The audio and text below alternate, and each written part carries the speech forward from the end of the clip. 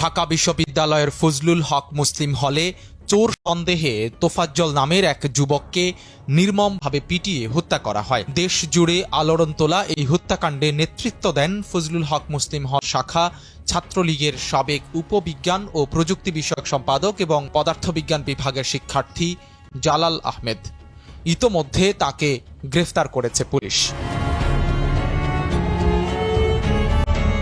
হলের প্রত্যক্ষদর্শী শিক্ষার্থীদের তথ্য অনুযায়ী তোফাজ্জলকে মারধরে জড়িতদের মধ্যে আরও ছিলেন পদার্থবিজ্ঞান বিভাগের আব্দুস সামাদ, প্রাণীবিদ্যা বিভাগের সুলতান, গণিত বিভাগের রাব্বি, উদ্ভিদ বিজ্ঞান বিভাগের ফিরোজ, মৃত্তিকা বিজ্ঞান বিভাগের সুমন, সমুদ্র বিজ্ঞান বিভাগের ওয়াজিবুল, ফার্মেসি বিভাগের মোহাম্মদ ইয়ামুজ্জামান এবং গণিত বিভাগের শিক্ষার্থী আহসান উল্লাহ।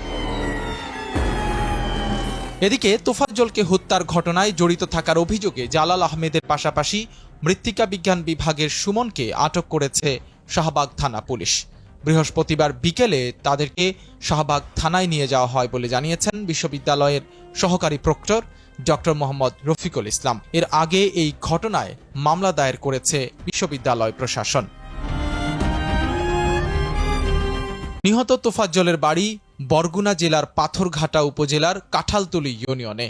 তার বাবা মা কেউই বেঁচে নেই। তিনি মানসিক ভারসাম্যহীন অবস্থায় ছিলেন। ভিডিওতে দেখা যায় ফজলুল হক হল শাখা ছাত্রলীগের সাবেক বিজ্ঞান ও প্রযুক্তি বিষয়ক উপসম্পাদক জালাল আহমেদ সহ হলের ৮-১০ জন শিক্ষার্থী তোফাজ্জলকে নির্মমভাবে মারধর করছেন। এ সময় নিষ্ঠুরভাবে হাসাহাসিও করতে দেখা যায় তাদেরকে।